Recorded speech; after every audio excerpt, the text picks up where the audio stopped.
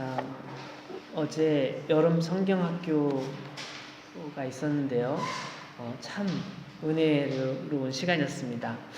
하나님께서 우리 어린 아이들을 얼마나 사랑하시는지 제가 생각하기에 제가 한국에서 오랫동안 사역을 했었거든요. 근데 한국에서 제가 본 어떤 여름 성경학교도 우리 교회 여름 성경학교보다 못해요.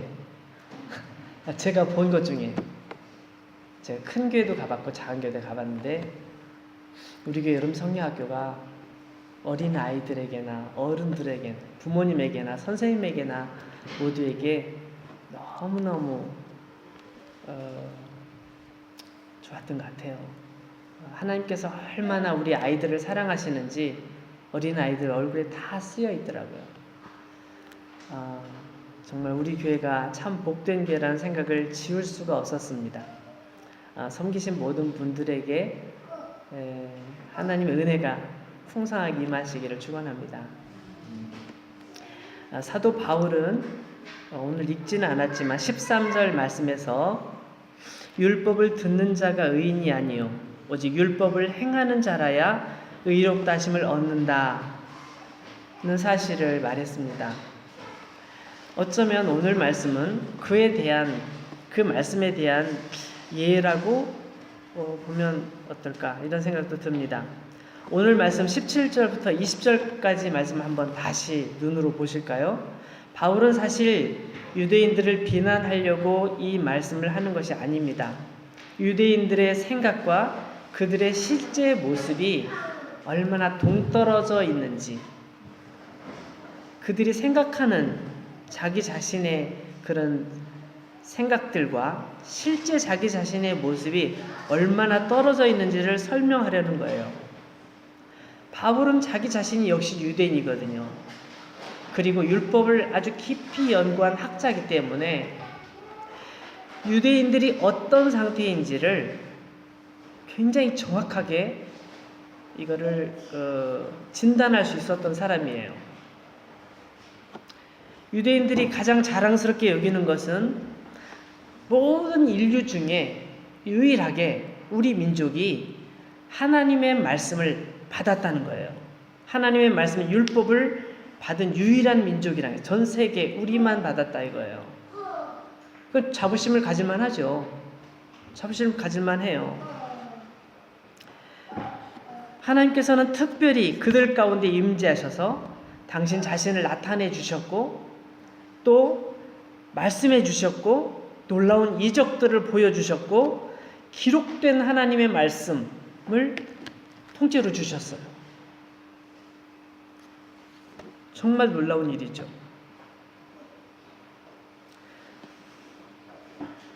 그 유대인들은 이 상황, 이런 모든 자기들에게 되어진 일들을 생각할 때 엄청난 자부심을 가지고 있었어요. 그 문제는 뭐냐면 우리는 너무너무 특별하다. 자부심이 너무 강한 거예요. 그래서 다른 사람은 사람으로도 보이지도 않는 거예요. 하나님께서는 우리만 사랑하셔. 이렇게 생각하는 거죠.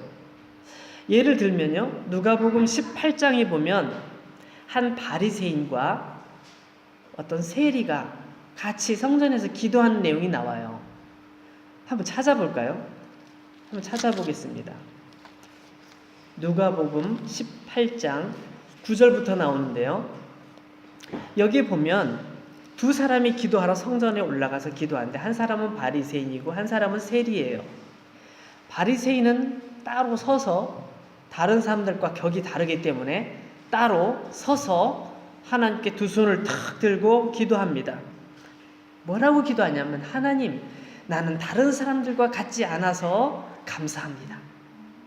다른 사람들은 토색하고 불의하고 간음을 하고 그렇게 하는데 난 그렇게 하지 않아서 감사하고요. 여기 있는 이 사람, 이 세림과 같지 않아서 감사합니다.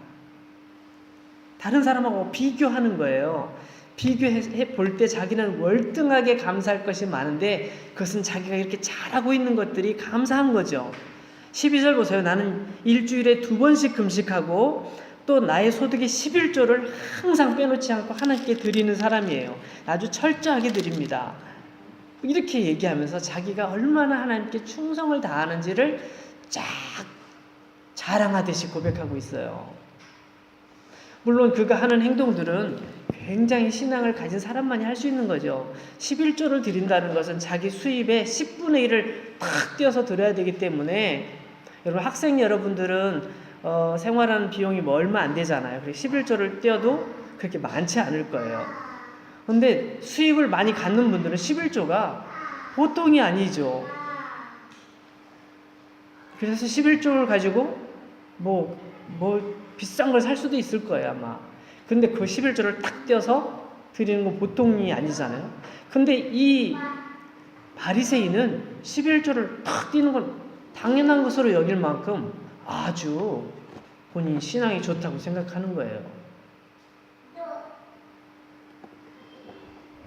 근데 문제는 이분이 옆에 있는 세리까지 비교하면서 이 사람 같지 않다고. 근데 옆에 있는 세리는 기도할 때 뭐라고 기도하냐면요, 13절 말씀 보니까 멀리 서서 감히 눈을 들어 하늘을 쳐다보지도 못하고 다만 가슴을 치면서 하나님, 제가 죄인입니다. 나는 부끄럽습니다. 나는 정말 죄인입니다. 이 말밖에 못해요. 그 기도의 내용을 볼 때 형편없죠. 그런데 그 기도를 마치고 내려갈 때 하나님께서는 누구의 기도를 들어주셔요? 바리새인의 기도가 아니고 여기 있는 이 세리의 기도를 들어주셨다고 예수님께서는 그렇게 말씀하셨어요.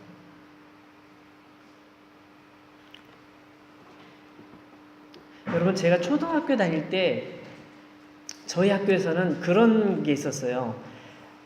전교에서 가장 공부하는 태도가 좋은 반을 우수반으로 선정해가지고 이렇게 상을 주는 거예요.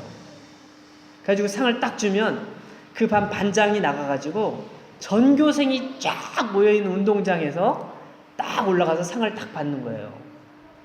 상을 딱 받으면 전교생이 박수를 쫙 쳐주죠. 그죠? 여러분, 그 반장이 잘해서 받는 게 아니라 그 반이 잘해서 반장이 대표로 받는 거잖아요. 그죠? 반장은 그냥 가서 받는 역할을 하는 거죠. 모든 인류를 위해서 하나님께서 말씀을 주셨는데 이 유대인들에게 그 말씀을 맡기신 거예요. 근데 그것을 가지고 와, 우리가 엄청 잘나서 하나님께서 우리에게 이걸 주셨나 봐, 이렇게 생각하는 건 큰 문제가 있다는 것이죠. 우리가 읽은 17절 말씀 한번 보세요. 17절 말씀 시작할 때 이 말씀에 보면 이런 표현이 있죠. 유대인이라 불리는 내가, 유대인이라 불리는 내가, 이 표현이 있어요. 이것은 아주 명예로운 칭호예요. 하나님께서 특별히 유대인들에게 나타나셔서 말씀을 주신 것에 그들이 아주 자랑스럽게 여기고 있었기 때문에 유대인이라고 말해주는 것은 굉장히 기분 좋은 표현이죠. 그렇지만 그렇게 불려지는 것과 달리 그들의 삶은 좀 전에 말씀드린 것처럼 아주 달랐어요. 하나님의 율법을 가지고 있었고 하나님께 주신 특권을 누리고 있었지만 그 말씀의 본질을 오해한 거예요. 여러분, 각 나라마다 법이 있잖아요. 법이 있어요. 어떤 나라에는 사형제도가 인정되는 나라가 있고요, 어떤 나라는 사형제도를 금지한 나라가 있어요. 네, 사형제도를 있는 나라, 없는 나라. 나쁜 범죄를 저지르면 그 범죄자의 생명을 강제로 빼앗는 게 그게 사형제도잖아요. 그래서 이 사형제도에 대해서 이게 필요하다, 아니다 논란이 많아요. 근데 여러분, 사형제도를 만든 나라는 그 이유가 있어요. 왜 그렇죠? 다시는 이런 죄를 짓지 못하도록 강력하게 막겠다는 거예요. 다시는 이런 죄를 짓지 못하도록. 그래서 이 사형을 시키고 싶어서 그러는 것이 아니라 절대로 한 명이라도 죽지 않게 하기 위해서 사형제도를 만들어서, 강력한 법을 만들어서 아무도 이런 범죄를 저지르지 않도록, 저지르지 못하도록 그렇게 강제하는 거예요. 그래서 나쁜 죄를 근절하기 위한 그런 목적인 거죠. 최고로 강력한 경고예요. 그래서 나도 당할지도 몰라. 이런 두려운 마음을 가지면 그 죄를 질 상황에서도 피하는 것이죠. 여러분, 현재 필리핀에서 필리핀 대통령이 대통령 딱 될 때 그런 얘기를 했어요. 우리나라에서 마약 거래하다가 걸리면 그 자리에서 즉석에서 총을 쏴 죽여도 괜찮다. 이렇게 얘기를 했어요. 그 전 세계 막 많은 인권단체에서 막 들고 일어났어요. 무슨 대통령이 저런 식으로 말을 하냐고. 그리고 실제로 마약을 하다 걸린 사람들 다 체포해가지고 벌을 심하게 주고 어떤 사람은 정말 죽임을 당하기도 했어요. 근데 그러고 나니까 어떻게 돼요? 그날에 마약 범죄가 싹 사라졌는데 마약 범죄만 사라진 게 아니라 나쁜 짓 하는 사람이 같이 사라졌어요. 그게 연결된 게 많이 있나 봐요. 그래서 나라가 굉장히 안전한 나라로 확 바뀌어버렸다는 거예요. 여러분, 우리가 구약 성경을 읽으면서 답답함을 느끼곤 하는데요. 여러분, 이 사람들은 어떻게 그렇게 은혜를 많이 받은 사람들이 그렇게 하나님 말씀을 듣지 않을까? 어떻게 하나님의 은혜를 그렇게 많이 체험하고도 정신을 못 차리고 하나님을 배반하고 자꾸 떠나고 있을까? 하나님께서 그렇게 안아주시고 그렇게 사랑해주시고 그렇게 돌봐주시는데 어떻게 그렇게 미꾸라지 빠지듯이 빠지면서 그렇게 하나님을 모른 척 할까?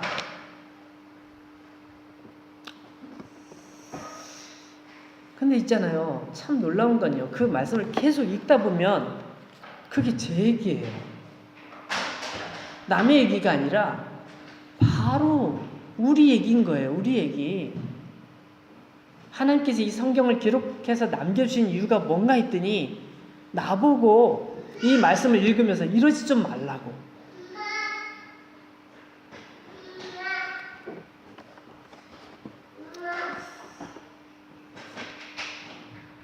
여러분, 유대인들이 세월이 점점 지나면서 하나님께서 자기들에게 율법을 왜 주셨는지를 자꾸 잊어가요.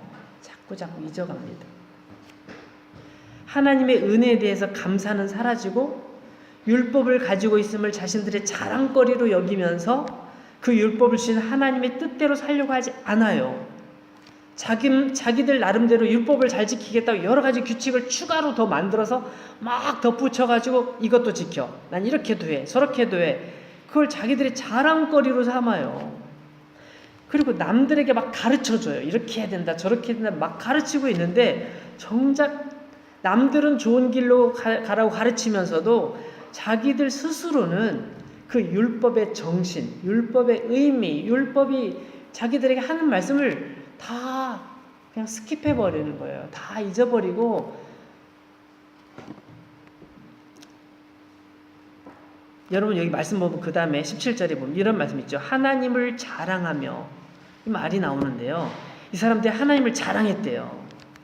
여러분, 이 말씀은 하나님을 믿음으로써 겸손하고 감사하는 마음으로 그들이 기뻐하며 산다, 내가 하나님을 정말 높여드린다, 그런 의미가 아니에요.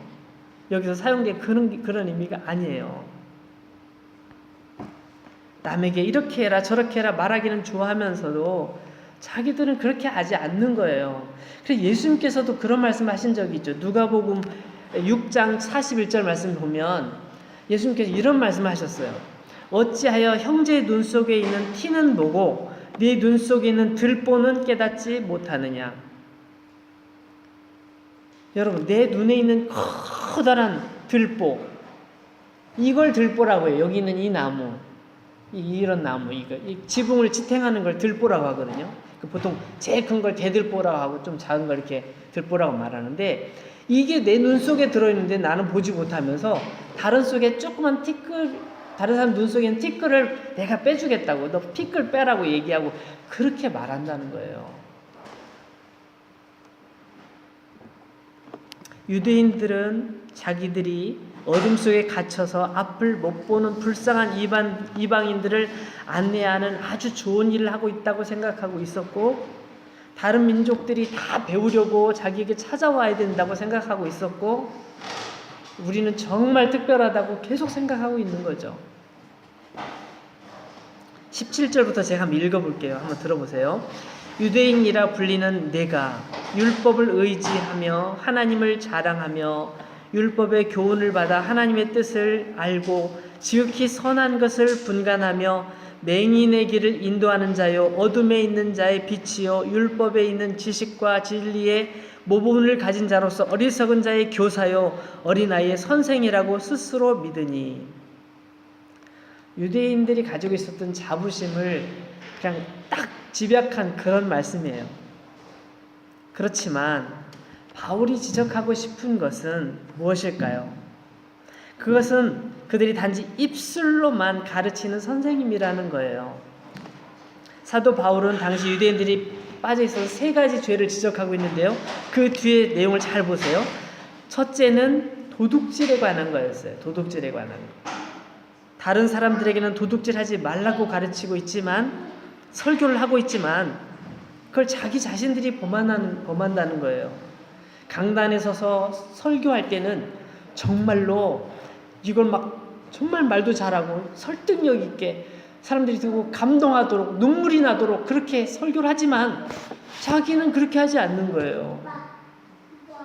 점점점 지능적으로 아주 사람들에게 티 안 나게 하는 거예요. 우상 숭배하지 말라고 막 얘기했는데 어느날 그 집에 가봤더니 그 집에 신전에 있는 우상이 자기 집에 있는 거예요. 훔쳐온 거예요. 이거 어떻게 가져왔다고 얘기하지만 그게 아니야. 그리고 또 우상을 가져왔다는 건 뭐예요? 우상을 섬긴다는 얘기잖아요. 그러니까 이 사람들이 말하는 것과 가르치는 것과 행동이 너무 다른 거예요. 구약 성경 그 마지막 성경이 뭔지 아세요?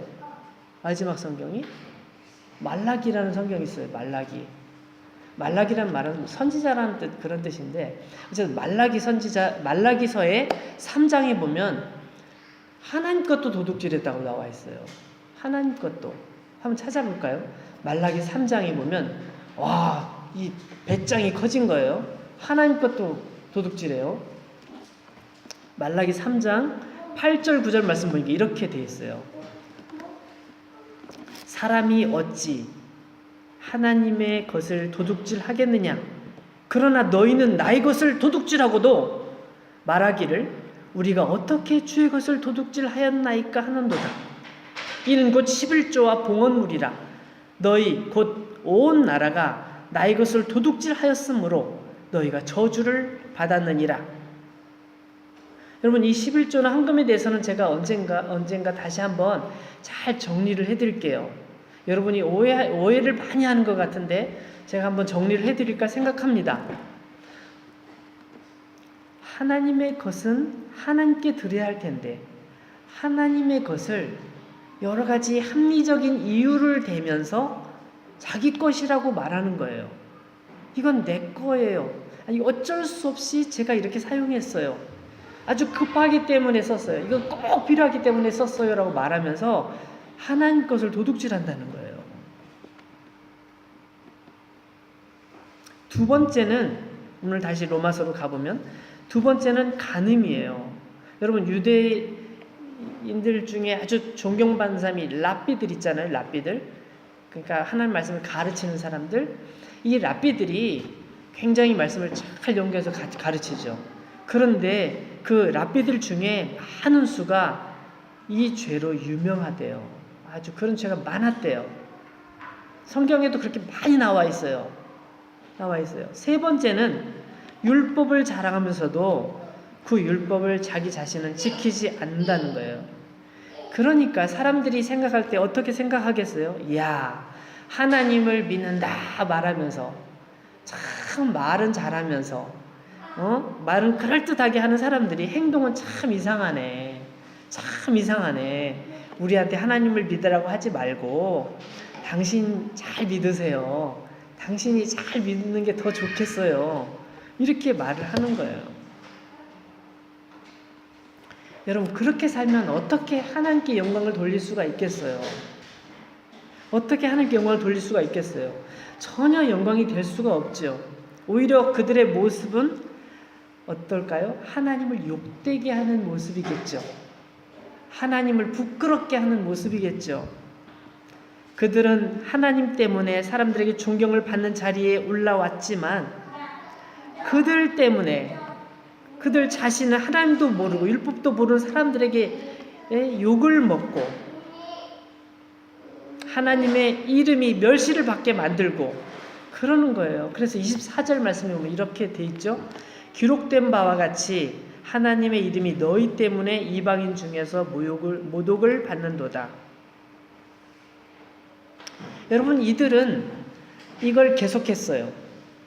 그러다가 예수님께서 오셨을 때 예수님도 알아보지 못해요. 예수님도 알아보지 못해요. 그리고 예수님을 십자가에 죽게, 십자가형에 죽으시도록 내어놓죠. 그리고 잘했다고 생각해요. 굉장히 잘했다고 생각해요. 얼마나 안타까운 일입니까? 그 다음에 우리 구절을 보면 할례라는 얘기가 나와요. 여러분, 이런 모습을 하면서 할례를 받으면 뭐하겠어요? 이 할례는 말이죠, 유대인들에게 아주 중요한 전통이에요. 이 할례를 받는 것은 내가 하나님의 백성으로 살겠습니다, 나는 하나님의 백성입니다 라는 것을 몸에 표시하는 거죠. 그래서 태어나면 8일 되는 날 가서 할례를 받아요. 그래서 예수님께서도 태어나신 후 8일 뒤에 할례를 받으셨어요. 성경에 그런 기록이 나와 있습니다. 할례는 유대인이라는 표시이고 평생 동안 하나님을 떠나지 않고 잘 섬기겠다는 약속이기도 한데 할례만 딱 받고 그대로 살지 않아요. 그러면 어떻게 그 할례가 무슨 의미가 있겠어요? 그래서 그 뒤에 지금 사도 바울은 유대인들에게 그 얘기를 지적해주고 있습니다. 무할례자가 하나님의 율법의 의미를 이해하고 그 말씀을 따라서 살아가는 사람이 있다면 그 사람이 차라리 나은 것이 아니냐. 그 사람이 진짜로 하나님의 뜻을 따라 사는 사람이 아니겠느냐. 하나님을 정말 사랑하는 사람이 아니겠느냐. 그렇게 지금 얘기하고 있는 것이죠.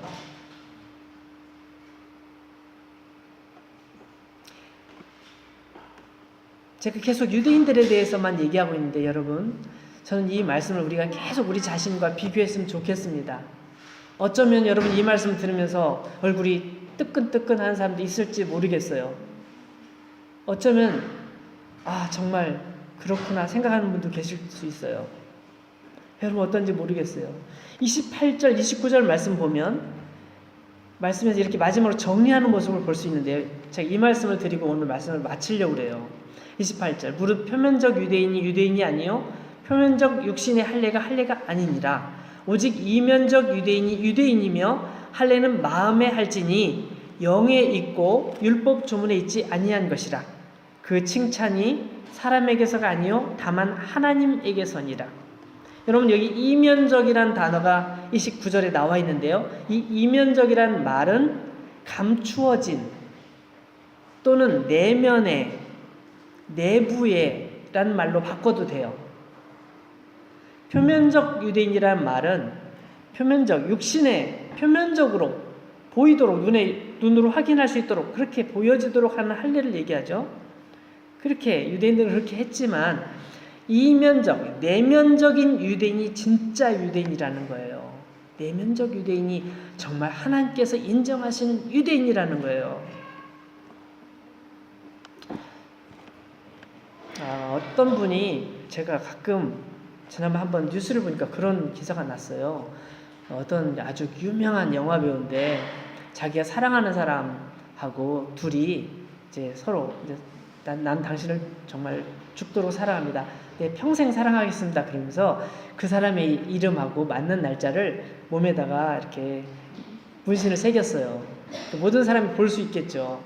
문신을 새겨서 잘 볼 수 있게 했어요. 우리 영원히 서로 사랑합시다. 이건 절대 지워지지 않으니까 우리 죽을 때까지 사랑합시다. 그런데 얼마 뒤에 헤어졌어요. 가지고 몸에 문신은 여전히 남아있는데 헤어진 거예요.